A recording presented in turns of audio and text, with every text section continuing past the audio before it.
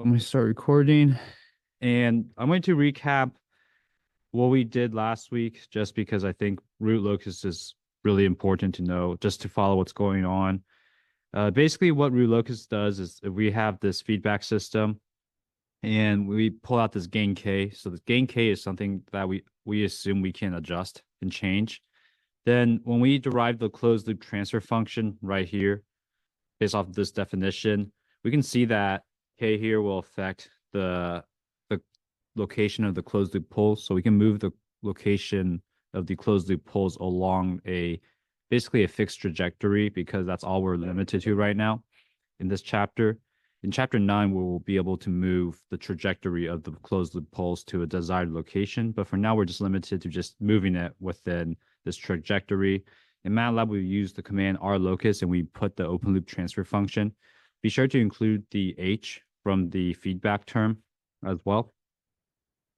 And then once we do that, we're able to draw out this root locus plot where we have in the red here is the root locus plot. As we increase k, we can see the closed loop poles move. And this red here is just the trajectory of the closed loop poles.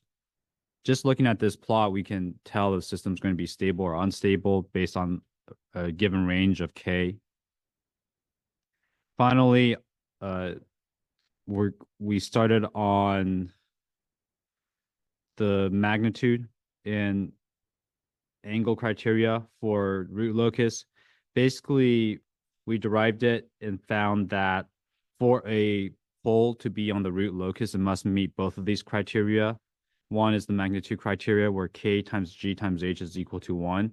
And the magnitude criteria is usually easy to meet because we can just k such that we get this term here. It's the angle criteria that is hard to meet because we basically take the angle of each pole in 0 and we take the sum of the angles of the zeros evaluated at some point minus the sum of the angles of the poles evaluated at the same point.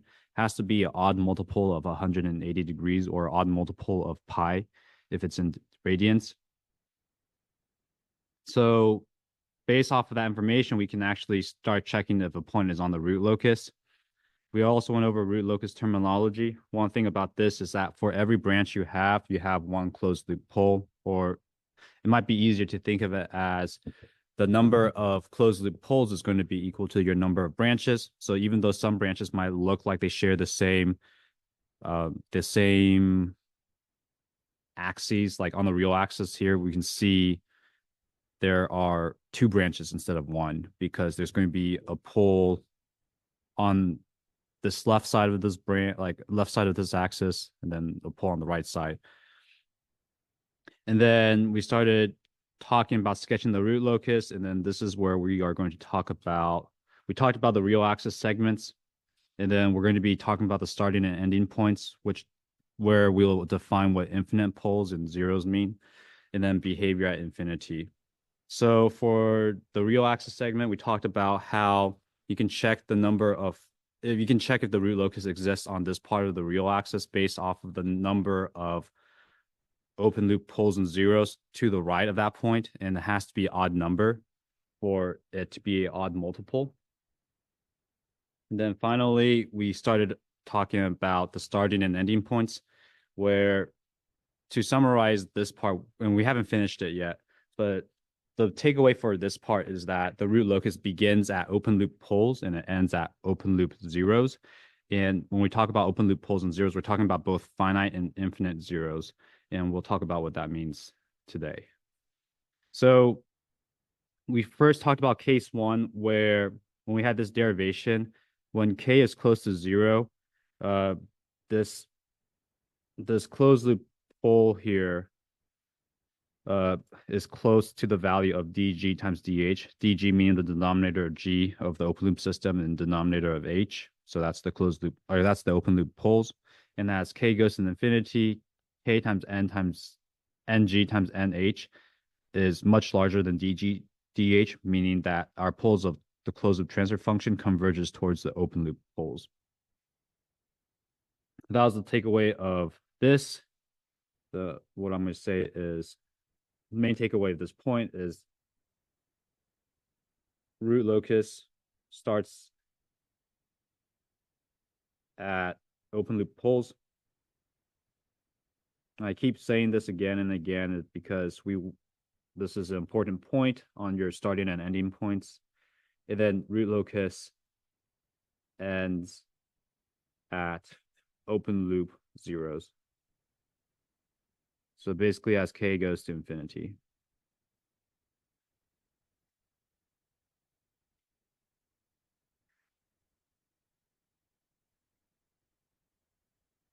Any questions so far? So hopefully this is just review and if seems familiar.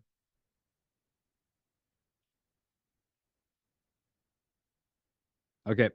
So then what does it mean to have infinite poles and zeros? I think it was chapter 4 where I talked about infinite zeros. I told you not to worry about it until chapter 8. So we're now at chapter 8. So now we have to worry about it.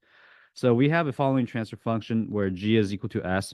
So this actually is a system that won't exist, uh, or it won't exist by itself. This this is think of this as a derivative transfer function. It's an operator that takes the derivative of your system. So it's usually not by itself. But just for this example, we'll just have this transfer function g is equal to s. And what is the pole and zero for this system? And I guess I'll just answer my own question because it's Monday. So there's a pole at zero, or there's a zero at zero. There is a zero at s is equal to zero because when we plug in zero, then g is equal to zero. And that's the definition of zero. And this is known as a finite zero. Okay. And then now we have a pole. We actually do have a pole here. We have a pole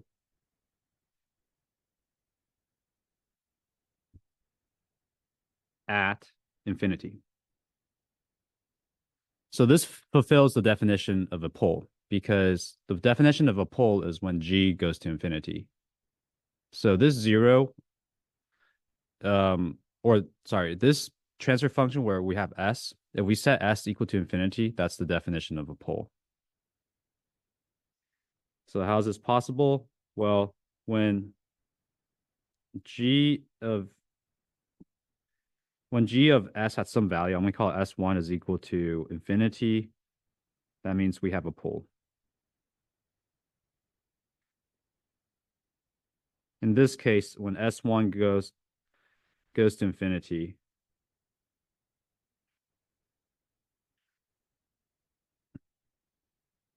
then that means this is an infinite pole.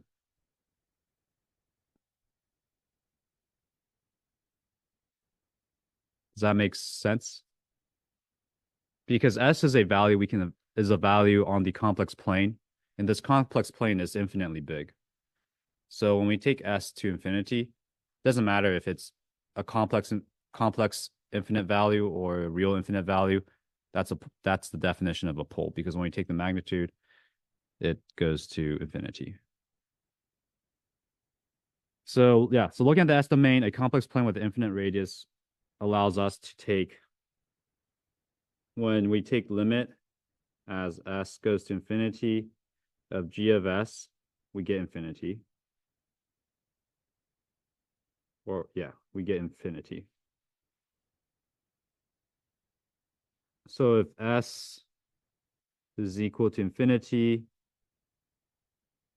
then g at infinity is equal to infinity, which is the definition of a pole.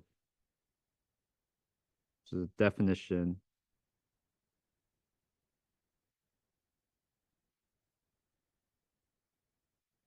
so therefore, g of s has one infinite pole.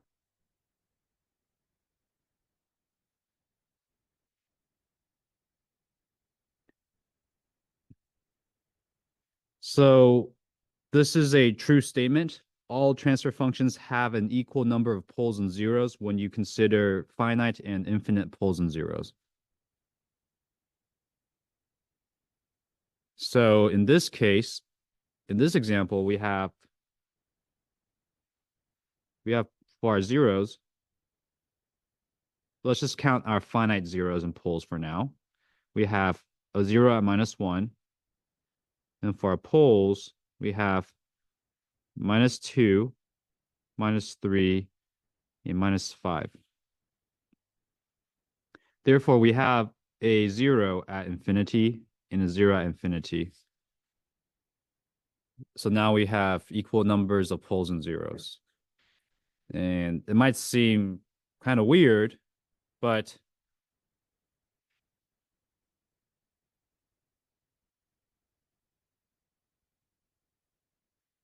let's say that if I draw the root locus of this S here, and this is our locus, the root locus of S. And I have a 0 here. And I'm going to use the angle criteria. If we check to the right of this pole, or the right of the 0, the angle is 0 degrees. And 0 degrees is not equal to a odd multiple of 180 degrees. But now if I check this point here, we have 180 degrees in the root locus. This meets the angle criteria because the angle of 0 is 180 degrees minus the angle of the pole, which is 0 because there are no poles here. And 180 degrees is equal to 180 degrees, where we have a odd multiple of 1. So the root locus exists to the left of this point, and it keeps going to infinity. And it's going to this pole at infinity then. This is at infinity, or at minus infinity here.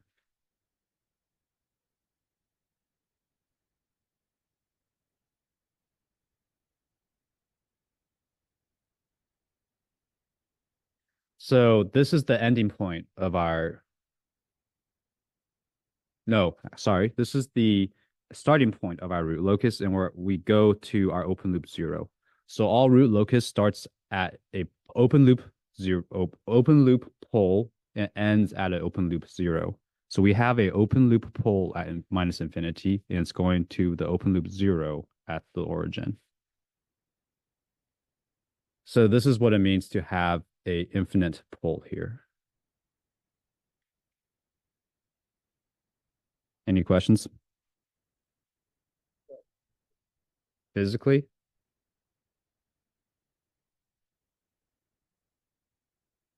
I'm not sure. So the question is, what does that mean physically? And I'm not quite sure to how to answer that question. I've just accepted this as fact at this point. Kind of like, what does gravity mean? I'm like, I don't know. It just exists. It's just like one of those rules where we just accept it. It just basically allows, so this idea just comes from the definition of a pole, where if our system transfer function goes to infinity, then that means that point evaluated at S that causes G to go to infinity is a pole. And if we take S going to infinity and that's equal to infinity, that means we have a pole at infinity. But I don't know what that means physically. Yeah.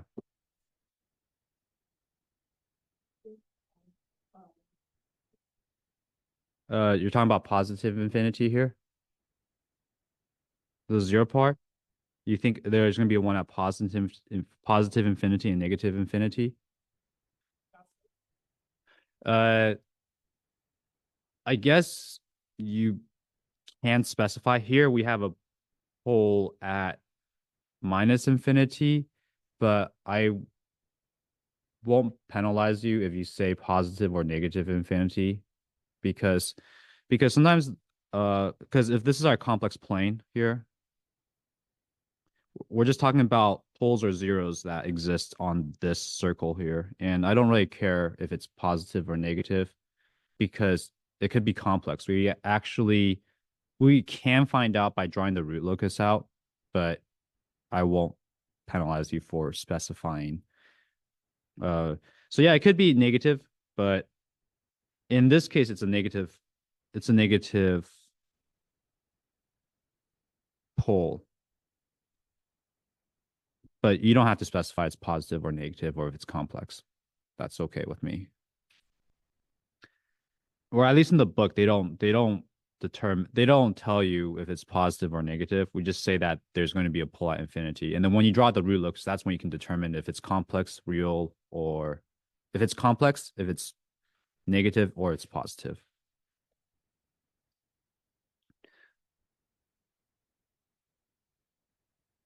So I guess like maybe I can just real quick draw a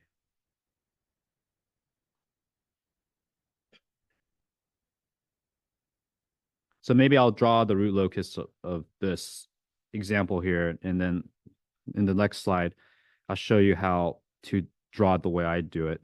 So we have a zero at -1. So actually, I don't know if this is going to be right or not, but so you can check my work later. We have a pole at -2.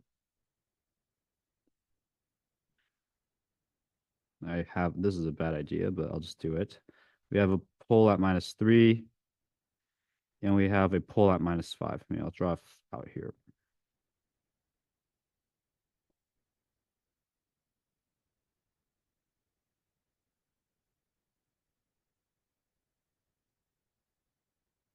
So if I evaluate this point here to the right, all the poles and zeros to the right of this zero, all the poles and zeros contribute 0 degrees. Now, if I evaluate this point here, now the zeros contributing 180 degrees, and we get no angle contribution from the poles and zeros. So then we have a root locus here. And we know that it starts at the open loop pole and ends at the open loop zero. So this is actually our first branch. It goes to this zero. So then if we check this middle point here, we get 180 degrees from this zero, 180 degrees from this pole, but they cancel each other out. 0 degrees from this pole, 0 degrees contribution from this pole. Therefore, the axis does not exist there. And then, so therefore, we must have a segment here because we got 3 poles and zeros onto the right of it, which contributes to an odd multiple of 180 degrees. If we check this point to the left here, it's an even number, which is an even multiple, the segment does not exist there.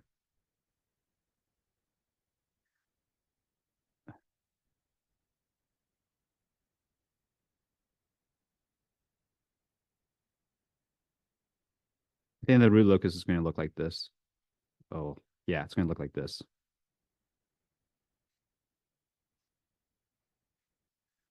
I haven't looked into drawing it since last year, so this is just off of my memory.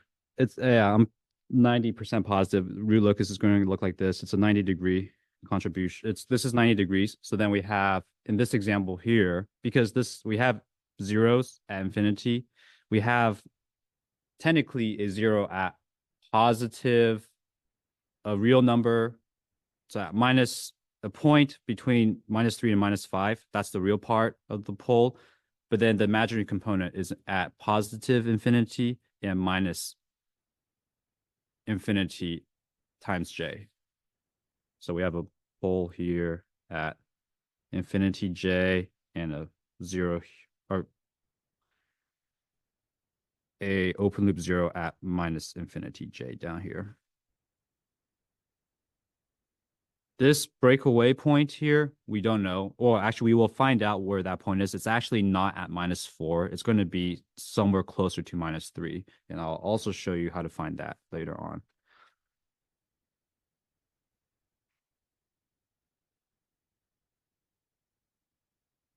Any questions? All right. So the behavior at infinity. So the root locus approaches straight lines as asymptotes as the locus approaches infinity. So it's just basically saying that we can draw the asymptotes like so what I drew here, the asymptotes will be the same point as this breakaway point, and it's gonna be at 90 degrees. But what's saying is it's like it's if we have a different system here, I'll draw another root locus that is going to be more or less accurate.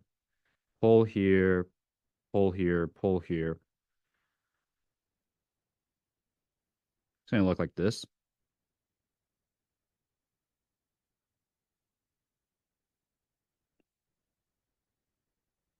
So check it out. We have to talk about open loops, about infinity open loop 0. We have a open loop 0 at minus infinity here, 1 at infinity here, at infinity. Yeah, just 1 at infinity in the complex plane and 1 at infinity in the quadrant 4 of the complex plane. We can actually show that this converges to some asymptote right here. So as it goes to infinity, it's going to converge to this asymptote. And we can determine the location here, usually denoted by sigma, and then the angle here. We'll call this theta A, and then we call this sigma A.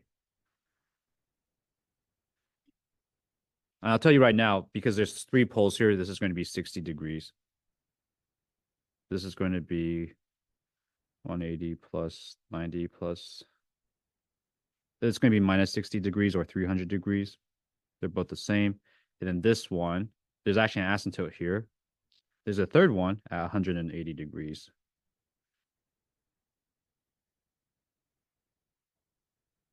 All right. Now I'll show you how to do that right now. So our asymptote location is going to be the sum of your finite poles minus the sum of your finite zeros divided by the number of poles minus the number of zeros. And here, let's say this is 0, this is -1, and this is -2. Then what we're going to do is to find, man, I should have just drawn this at the bottom. I'll do that right now. This is a very impromptu example, so I actually don't have the values for it. Then we're going to have sigma A is going to be equal to number of finite poles, or the sum of the finite poles. So we have a pole at 0 plus a pole at -1 plus a pole at -2 minus the sum of finite zeros, which is we don't have any, divided by the number of finite poles, which is 3, minus the number of finite zeros, which is 0. So then we get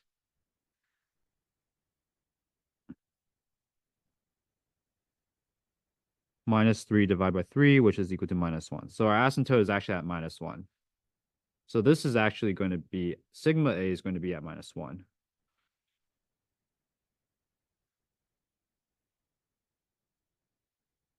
So in this case here, sigma A is going to be at -1. So it's not drawn to scale. All right. And then the angle theta A is just going to be a multiple of 2i plus 1. So odd multiple multiplied by 180 degrees divided by the number of finite poles minus the finite number of finite zeros, which is 3 minus 0, which is equal to 2i plus 1 divided by multiplied by 60 degrees. And then now what we do is we do this. We say theta A is equal to 60 degrees when I is equal to 1. Then we keep increasing I or decreasing I, doesn't matter, until we repeat the angles. So when I is equal to 2, we get 2i, 2 times 2 plus 1, which is 5. 5 times 60 is 300 degrees. And that's where we get the second one. And then we say, okay, right, I is equal to 3. That's going to be 2 times 3, which is 6 plus 1 is 7. 7 times 60 is 420 degrees. And if we subtract 100, or we subtract 360 degrees from it, we get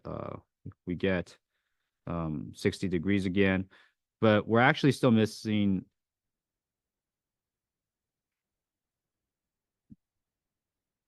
Yeah. So we're repeating now.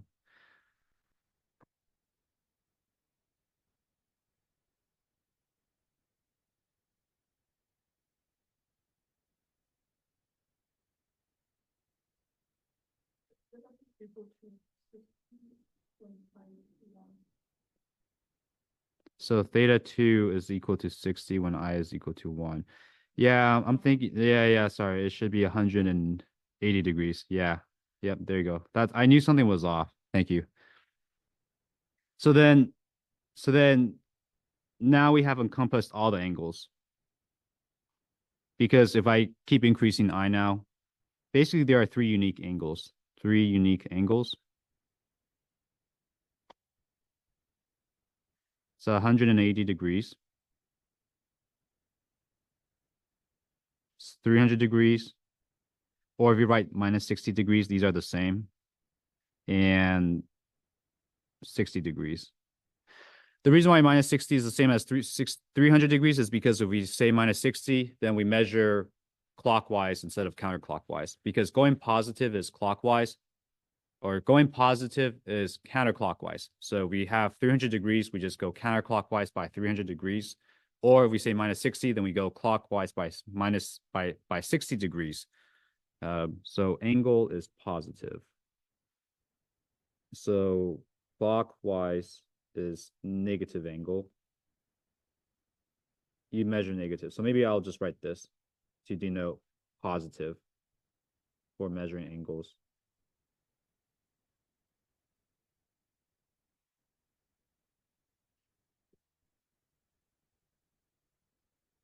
Any questions?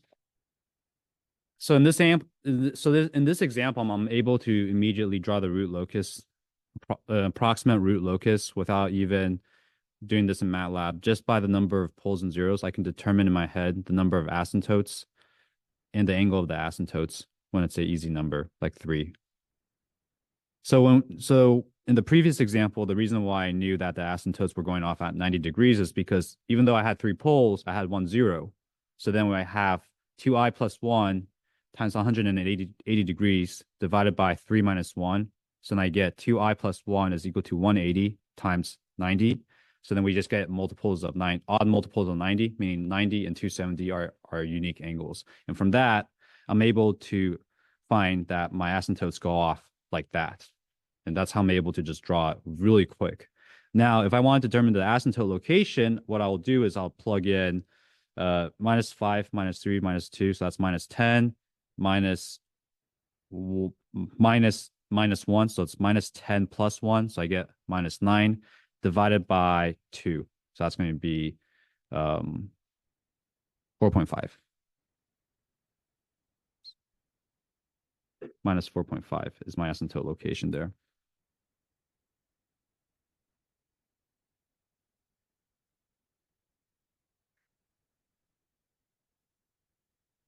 Let me think about that. Yeah. No.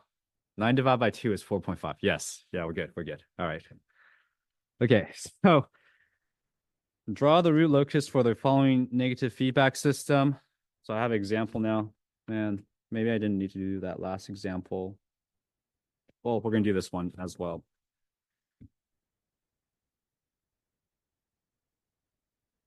So when I talk about negative feedback system, just remember we have K times G here.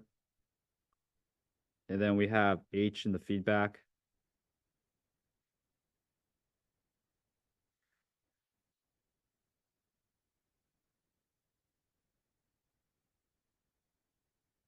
So this is the system we're dealing with.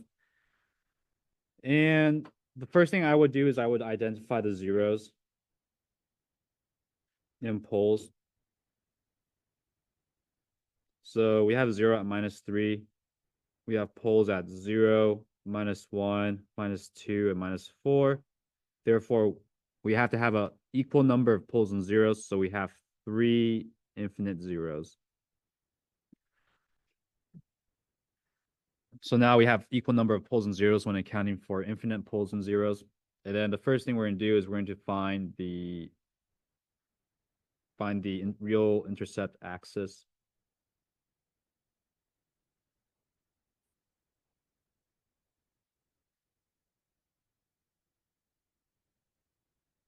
Sigma A.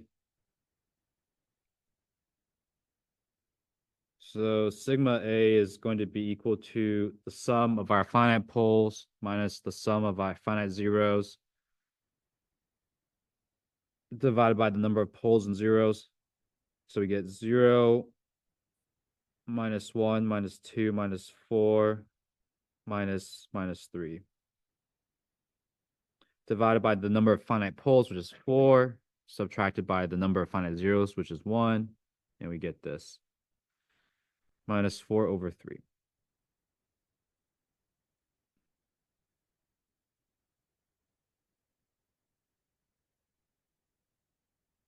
So then we're going to find the angle of our asymptotes. Find the angle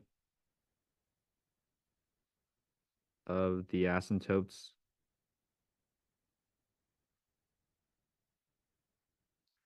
Theta A. And we get this. Theta A is equal to 2I plus 1 times 180 degrees divided by the number of poles minus the number of finite zeros. So then we get 2I plus 1 times 60 degrees. And from the previous example, when we have 60 degrees, we know that there are 3 unique angles at 60 degrees, 180 degrees, and 300 degrees. That's going to be for I is equal to 0. I is equal to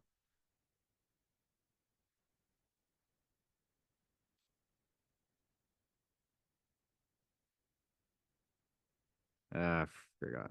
2. Nope, 1. And I is equal to 2.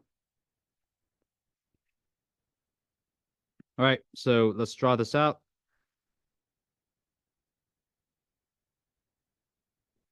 So root locus starts at the open loop poles, or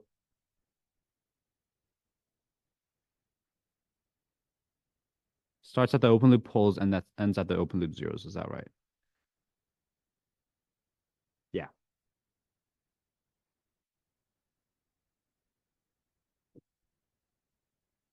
So we have the real axis, we have the imaginary axis. We have a 0 at -3.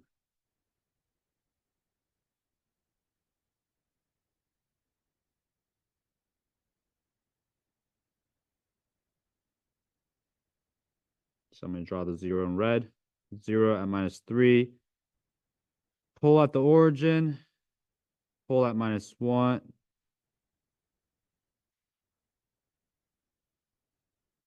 Pull at -1. Pull at -2. And pull at -4. Using the real axis segment rule, we just want, if we have an odd number of poles and zeros to the right of our evaluated point, it's going to, the root locus exists there. So this point here, there's going to be 1 pole to the right. This point here, there's going to be 2 poles and 1 or 3 poles to the right, meaning we're good. And this point here, we have 5 poles and zeros to the right, which means we have real axis segments.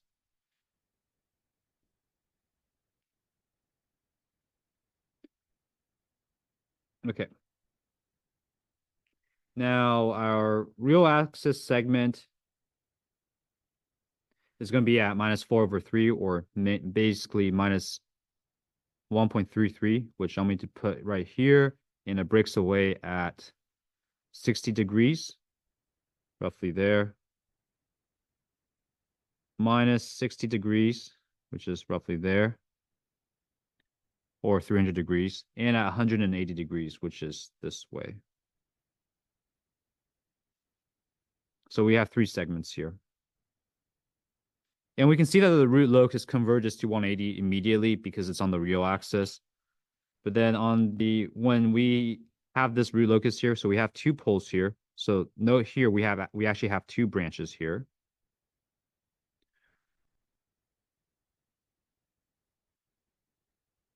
It's going to break away somewhere between these 2 poles, and it's going to converge towards these asymptotes as it goes to infinity.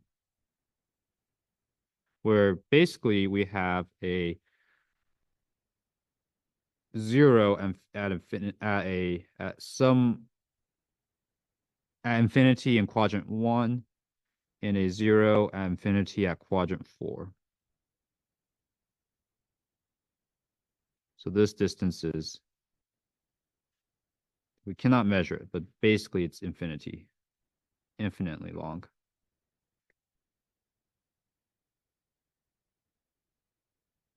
Any questions? So all the poles and zeros I'm drawing on here are open loop poles and zeros. They are not closed loop poles and zeros. Like when I have the circle here, this X here, those are all open loop poles and zeros. But the red is possible points for the closed loop poles to exist. So it's very nuanced here. So I'll be repeating that a lot. So all the X's and zeros are open loop poles and zeros.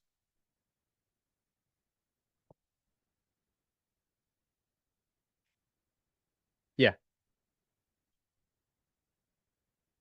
A branch that goes over to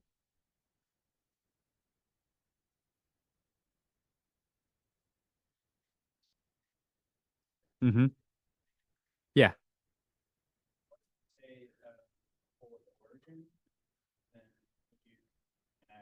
Oh, you mean a pole? Oh, a pole at the origin. Okay. Yeah. Yeah. Yeah. So then, okay, let's just do that right now. I'll add another page, kind of little scenario. I think in these kind of questions, it's just good to see multiple problems like this. So let's redraw this. But so no pull at the origin, is that what we're saying? And then pull at -1, pull at -2, 0 at -3, pull at -4. So I don't really care so much about the location of the poles and zeros. It's just how they are relative to each other. Uh, so we draw the real axis segments first. So we have this, and we have this. Are you okay with this so far? Yeah. Now we know that this root locus goes to a 0, so it ends there, and then we have this.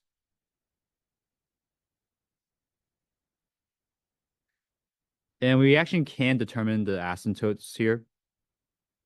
So the asymptote would be this point here. This is my asymptote. And this point here, sigma A, is something we can also calculate. So let's do that. -1, -2, -4, -3. So these are the poles. That's going to be my 0. So divided by number of poles, which is 3 minus 0. That's -7 plus 3. We get -4 over 2, which is equal to -2. That doesn't make sense.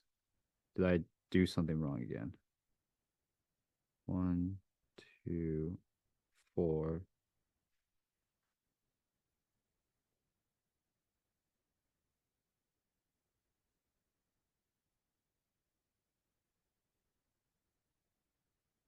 Well, I guess we have something like that. Asymptotes at -2. I need to check. I don't know if that's correct. I'm just going to erase that, but that's what's going to look like. Yeah.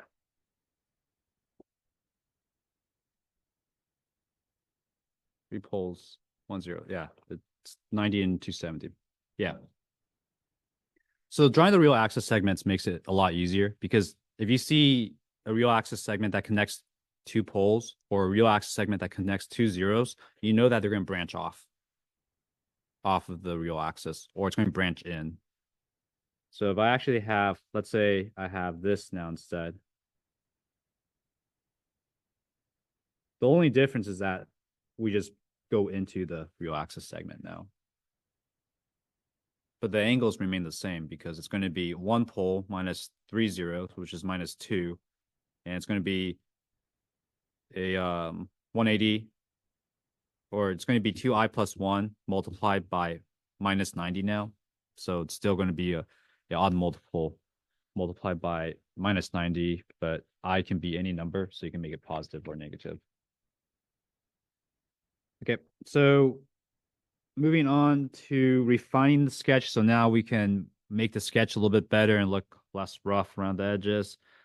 So the real axis can be refined by finding the following: the real axis breakaway and break-in points, the imaginary axis crossing, and angles of departure or arrival from complex poles and zeros. We're going to skip 2 because this uses Routh-Hurwitz.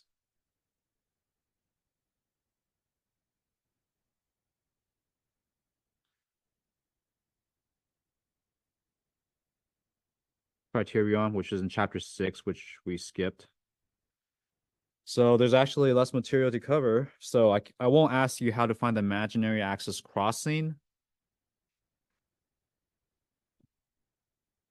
because we need to use the Routh-Hurwitz criterion to find that point. You don't need to know that for this class. And sometimes the imaginary axis crossing doesn't always occur. So when I have asymptotes that are 90 degrees, like right here, it won't cross the imaginary axis crossing. But when I have this plot here, it does cross the imaginary axis crossing. The reason why this point is crucial is because if it crosses the imaginary axis, we have closed loop poles going from negative to positive in this example here, and that's not good. So we don't want to increase the gain of the system where we cross this imaginary axis. Likewise, if these were 2 zeros here, we actually go from the positive side of the plane to the negative side. So we do want to increase the gain to go to the left-hand side. And that's what the imaginary axis crossing symbolizes. It symbolizes closed loop poles either entering or leaving the right half plane. And we want to, depending on how the direction it's facing, we want it to enter the left half plane or stay within the left half plane. So the breakaway and break-in points are pretty easy to determine. So the real axis breakaway and break-in points occur when poles go from real to complex conjugates. So the point where the root locus leaves the real axis. And the break-in point occurs when the poles go from complex conjugate poles to real poles again. And there are 2 ways of finding the break-in and breakaway points. One is using the magnitude criterion, and the other is using it's called the transition method. And basically, the way it's derived from the magnitude criterion, we just basically evaluate KGH at some point sigma. So sigma is going to be just the real number. This is just a real number only. And then we take the derivative with respect to sigma. So just think of sigma as a dummy variable here. And then when we solve for, basically when we take this, we get a polynomial equation and we solve for sigma, and you'll yield your break-in and breakaway points. Now the thing is, there's going to be multiple values of sigma. So you're going to get multiple solutions because this is going to be a higher order polynomial equation. And let's say I have something that looks like this.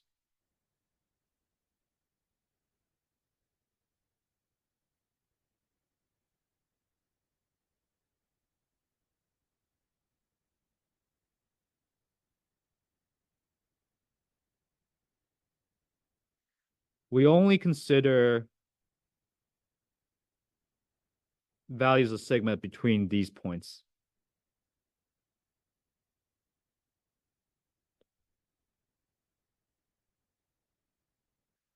Only consider sigma at these points. You might find values of sigma like outside of those points as part of your solution. You ignore those. You only consider values between these 2 points. And so there's only going to be 2 sigmas that you're looking for here.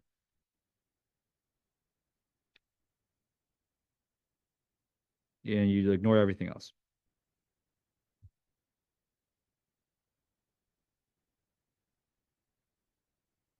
So that's the first method. The second method is called the transition method. You basically just take 1 over the sum of each point evaluated as sigma minus your 0 is equal to the sum of 1 over sigma minus the location of your pole. And then you just solve for sigma. So 2 different methods. Both will get you the break-in and breakaway points.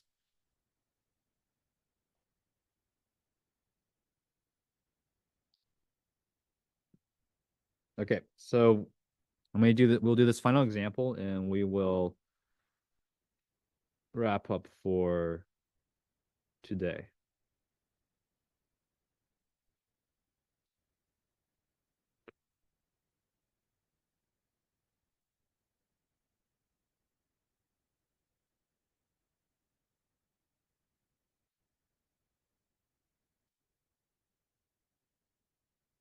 One thing to note, and I actually think this is incorrect. The book likes to write it like this, S plus ZI. And sometimes I also write it like this, S plus PK. So our actual pole is actually at minus PK. 0 is at minus CI.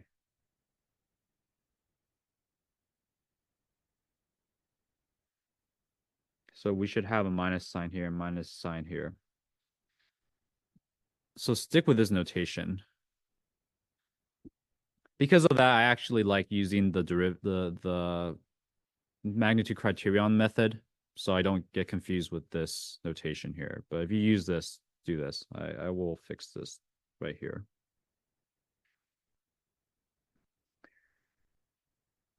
Okay, so basically we'll use the transition method for this example here. Sum of 1 over sigma minus CI is equal to sum of 1 over sigma minus PI. Then we get 1 over sigma minus 3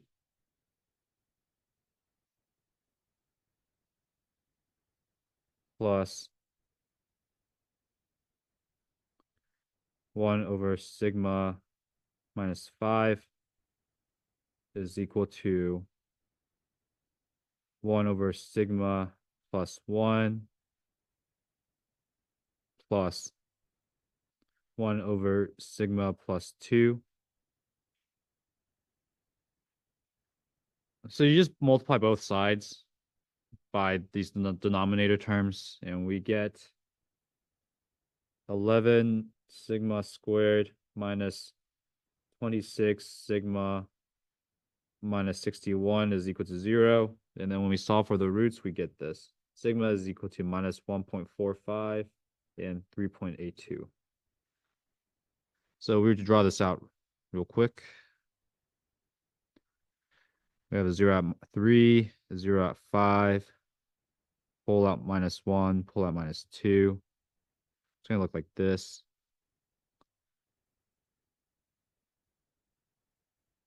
Roughly like that. We can see it crosses the imaginary axis, and the breakaway point is at minus 1.45. And the break-in point is at 3.82. You can check if this answer is right because sigma has to land between minus 1 and minus 2. And it also has to land between 3 and 5.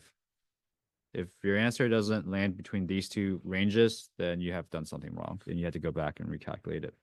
So that is it for today. We will wrap this up tomorrow and start chapter 9 on tomorrow as well. Thanks. One last thing, there is a correction on homework 3, or not a correction, but update. For number 3, I asked you to draw the root locus and I asked you to find the breakaway and possibly the break-in points. I don't remember. And I also asked you to find the imaginary axis crossing. You do not have to find the imaginary axis crossing since we will not be covering that this year. I've made an announcement.